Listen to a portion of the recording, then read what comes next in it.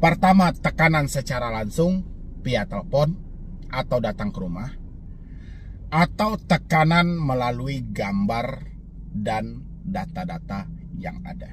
Tujuannya, semua ancaman yang dilontarkan oleh pinjol tidak pernah lepas dari komunikasi yang Anda miliki. Baik mereka sudah berangkat ke tempat Anda, sampai mengirimkan surat tugas lapangan, sampai mengirimkan map lokasi, sampai mereka mengirimkan segala skenario melalui WhatsApp, email, dan telepon. Sarana ini tidak pernah dilepas.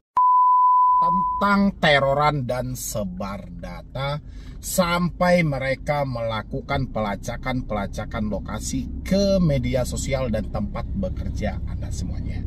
Ya, asal teman-teman tahu, semua yang dilakukan debt collector tidak pernah terlepas dari yang namanya pola atau skema mereka dalam melakukan penagihan.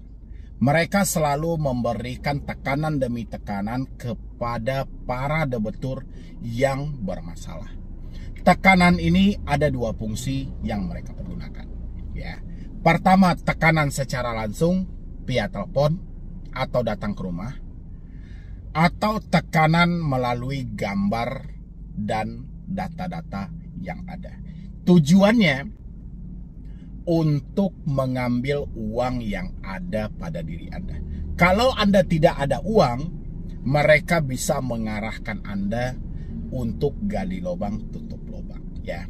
Terus bagaimana solusi dalam menyikapi ini semuanya? Padahal kita mengalami telat bayar karena benar-benar ketidakmampuan dan ketidaksanggupan kita. Tapi setiap hari kita dihadapkan dengan teroran yang membabi buta dilakukan oleh pinjol-pinjol legal.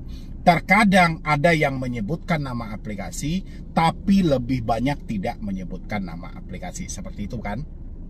Oke, teman-teman semuanya, semua ancaman yang dilontarkan oleh pinjol tidak pernah lepas dari komunikasi yang Anda miliki. Baik mereka sudah berangkat ke tempat Anda, sampai mengirimkan surat tugas lapangan, sampai mengirimkan map lokasi, sampai mereka mengirimkan segala skenario melalui WhatsApp, email, dan telepon. Sarana ini tidak pernah dilepaskan oleh pinjol. Kekuatan pinjol satu-satunya itu ada di handphone Anda ini. Tanya ke diri Anda dulu. Anda ketakutan karena sebar data, ya, itu sudah terjadi atau masih baru diucapkan oleh DC? Ya, kalau masih diucapkan oleh DC, kira-kira DC mengucapkannya melalui apa? Melalui telepon kah? Melalui SMS kah? Melalui email kah? Atau melalui WhatsApp? Ya, nggak mungkin DC langsung datang ke rumah Anda, dia sampaikan, kami akan sebarkan data Anda. Ya. Pertanyaan saya lagi buat teman-teman semuanya. Anda yang sudah pernah dikunjungi DC, ada nggak DC ngomong, kami akan sebarkan data Anda? Pernah nggak? Anda sudah dikunjungi oleh DC, pernah nggak DC-nya ngomong bahwa data Anda akan disebar? Mereka akan mengotak-atik media sosial Anda. Pernah? Paling banyak DC kalau berhadapan langsung dengan Anda, paling menggertak Anda hanya ke kantor polisi, kalau nggak ke kantor RT atau RW. Ini cuma gertakan mereka. Ya. Tidak pernah lagi mereka menyebutkan yang namanya sebar data, melacak lokasi, menghubungi, mengacak-acak media sosial kita. Nggak ada lagi. Karena itu hanya mereka pergunakan ketika berkomunikasi dengan kita dari jarak jauh. Ya, kebayang nggak sama Anda kalau hari ini Anda kompak, Anda sepakat semuanya untuk mengganti nomor. Ya, aman nggak bang? Saya jamin 100% aman. Ya, hapus WhatsApp, hapus email. Ya, kita ini bukan mafia. Nggak ada yang salah dengan Anda melakukan hal ini. Kita telat membayar. Ya, telat kita itu bukan disengaja, karena memang uang kita tidak ada. Sekarang kita dicaci maki dan dihina. Apakah Anda mau menikmati hal ini? Padahal Anda cuma cukup melakukan satu langkah saja.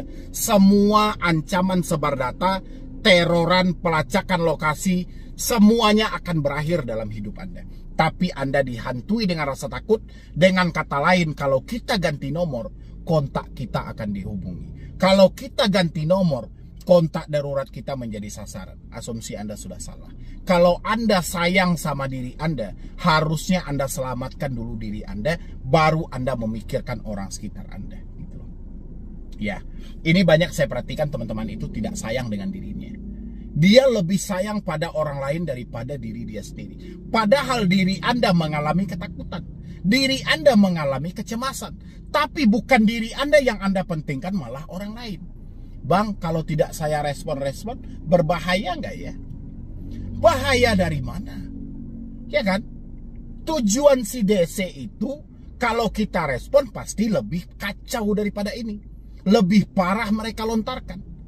Daripada pemikiran kita makin kusut, ya mendingan kapan perlu kita ganti.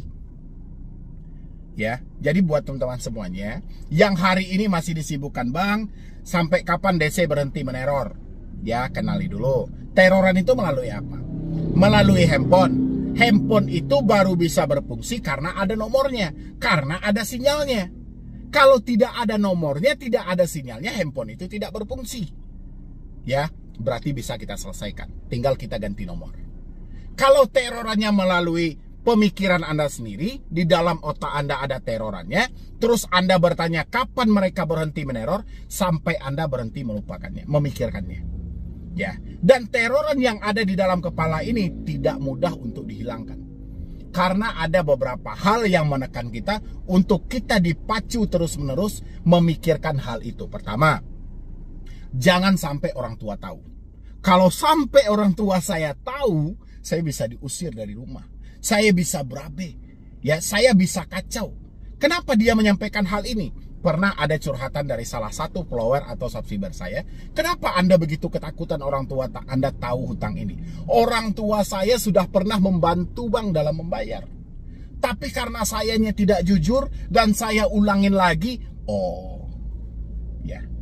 Bayangin, Anda sudah dibantu orang tua menyelesaikannya, tapi masih juga tidak sadar-sadar. Ya kan? Itu momen yang menjadikan diri mereka ketakutan. Habis itu tidak pengen suami dia tahu. Ya, alasannya juga hampir sama. Kadang suami sudah ikut membantu. Ya, tapi ya karena kecerobohan tadi, karena tidak jujur, hutang 10 disampaikan 5, yang 5 lagi subur. Yang 5 sudah dibayar, yang 5 lagi subur. Karena tidak terbuka. Makanya kalau jujur itu jangan tanggung-tanggung. Ya, terbuka. Mau tidak mau, kalau kamu masih merasa diteror dalam pemikiran, ada hal-hal lain yang tidak boleh sampai, ya, misalnya tentang hutang ini tidak boleh sampai ke orang tua, tidak boleh sampai kepada suami. Mau tidak mau kamu harus mengambil jalur jujur dan terbuka untuk menyelamatkan pikiranmu dari teroran. Ya, supaya bisa menjawab kapan pinjol berakhir meneror. Kalau terorannya via telepon, ganti nomor. Seketika itu akan berakhir. Kalau terorannya ada di pemikiran, kapan waktunya Anda melupakannya dan kapan waktunya Anda jujur dan terbuka. Ya, habis itu ada bahasa pelacakan lokasi. Ya, pinjol mau melacak lokasi kita. Kalau Anda berpikir dengan logika, lokasi apa yang mau dilacak? Bukankah KTP yang Anda tunjukkan sama pinjol itu adalah data yang akurat? Data yang asli, data yang valid, dan data yang dapat dipertanggungjawabkan. Terus, apalagi yang harus kita bingungkan? Ngapain DC harus pakai kata-kata biar canggih? Kami lacak lokasimu. Tanpa dia lacak pun dia sudah tahu lokasi kita. Di dalam KTP selain nama ada tempat dan tanggal lahir, alamat domisili, RT, kelurahan dan segala macam. Ada di sana. Ya, ayolah teman-teman semuanya, pergunakan lagi logika. Pelacakan lokasi menjadi sumber ketakutan yang luar biasa. Bahkan sampai Bang, mohon Bang, tolong Bang jawab Bang. Saya udah kalut banget Bang, DC sudah menuju ke sini. Mereka melacak lokasi saya dan mereka sudah tahu titik lokasi saya Bang. Dia tahu titik lokasimu, dia scroll melalui Google berdasarkan alamat KTP. Ya, nanti di dalam Google Map ada gambar-gambar lokasi yang bisa digeser-geser. Dia lihat patokannya. Apa yang ada di sekeliling itu. Nampaklah sama mereka Pertamina. Baru mereka tanya, Bu, Kira-kira patokan rumah Anda berapa jauh lagi nih dari Pertamina ini? Ya, terus Anda baper. Dia lihat di Google ini. Ya kan? Atau yang dia lihat ada kantor camat di tepat lokasi dia scroll itu. Dia sampaikan, "Bu, kira-kira rumah Anda dari kantor camat ini berapa lama ya? Kami saat ini sedang menagih di dekat sana." Padahal dia entah di mana-mana. Andanya ketakutan. Ya, jadi pergunakan lagi logika teman-teman semuanya. Dan semua itu dilontarkan oleh DC soal mereka berada di titik ini, mereka sudah di sini, mereka sudah di sini. Semuanya tidak terlepas dari chat WhatsApp, SMS, dan telepon dan email. Tidak pernah keluar dari hal itu. Ya, DC melontarkan ancaman mereka tidak pernah keluar dari yang namanya telepon, SMS, WhatsApp, dan email. Ya, teman-teman sudah tahu jawabannya. Sumber ketakutan Anda ada karena telepon, karena SMS, karena WA, dan karena email. Kenapa Anda biarkan? Ya, tinggal Anda datang ke counter, beli kartu satu, selesai semuanya. Ya kan? Anda tidak melihat chat WhatsApp lagi, pemikiran Anda akan tenang. Anda tidak melihat nomor-nomor baru lagi, pemikiran Anda akan press gitu loh. Anda tidak melihat lagi ancaman-ancaman via SMS. Aman. Kenapa tidak mau melakukan? Malah menyibukkan diri. Bang, pinjol menghubungi keluar kondar apa tidak? Bang, pinjol sebar data atau tidak? Sebenarnya pertanyaan itu tidak perlu Anda tanyakan sama saya. Pinjol menghubungi keluar kondar itu Anda yang paling tahu. Karena kondar itu Anda yang mengajukan. Ada 2 nomor kontak darurat yang Anda ajukan. Orang tua 1, suami 1, contoh. Tiba-tiba ada teman Anda yang tahu, berarti sebar data. Ya, atau selama Anda galbay, tidak ada satupun yang menyampaikan sama Anda kalau mereka ditelepon. Berarti tidak sebar data. Sesimpel itu, masa teman-teman tidak tahu? Hah? Kenapa harus ditunjukin gitu loh?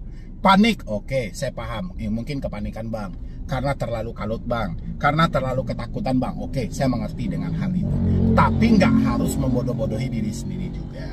Ya, ini buat teman-temanku semuanya, dimanapun Anda berada, kalau hari ini masih ada teroran, tolong pergunakan logika kita, putus semua komunikasi. Habis itu yang terakhir, melacak atau mencari sampai ke media sosial. Oke. Seberapa penting media sosial bagi Anda? Itu dulu yang saya pertanyakan. Kalau menurut Anda itu sangat penting banget, itu menyangkut urusan buat kedepannya perkembangan negara, perkembangan zaman dan segala macam. Oke. Foto-foto yang Anda upload itu bisa nggak untuk diprivasi? Mulai dari foto profil, foto sampul kalau di Facebook, teman pun diprivasi, semua orang yang Anda ikutin pun diprivasi. Bisa apa tidak? Kalau bisa, segera lakukan. Habis itu, di dalam aturan itu juga ada siapa aja yang bisa menandai kita.